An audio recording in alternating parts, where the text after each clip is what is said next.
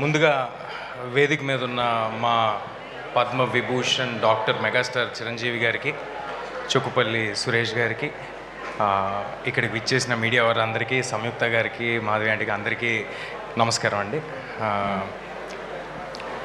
కొంచెం ఏమైనా మామూలుగా చిరంజీవి గారు ఎప్పుడు స్టేజ్ మీద ఉన్న వేదిక మీద ఉన్న మాట్లాడాలంటే చిన్న షివర్ వస్తూ ఉంటుంది. ఇవాళ బ్లడ్ కూడా ఇచ్చాను. సో 2 రీజన్స్ ఉన్నాయి ఆ షివర్ రావడానికి. సో అలాంటిది ఏమైనా ఉంటే 2 రీజన్స్ ఉన్నాయన్నమాట.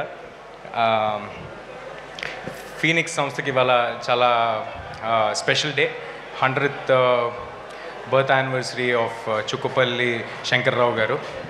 ఇలాంటి ఒక నోబెల్ కాజ్తో వాళ్ళు బర్త్డేని సెలబ్రేట్ చేసుకోవడం అనేది చాలా ఆనందంగా ఉంది.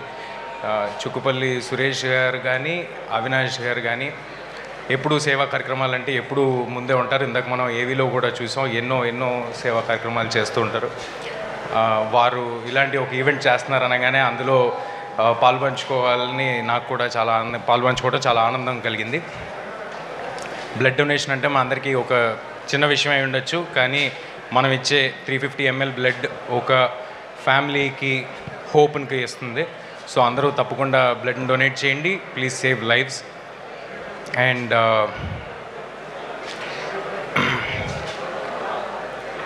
చిరంజీవి గారు ఆల్మోస్ట్ 3 దశాబ్దాల కింద స్టార్ట్ చేసిన ఈ బ్లడ్ డొనేషన్ ఇవాళ తెలుగు రాష్ట్రాల్లో ఎక్కడైనా సరే బ్లడ్ బ్యాంక్ అంటే గుర్తొచ్చే పేరు చిరంజీవి గారిదే.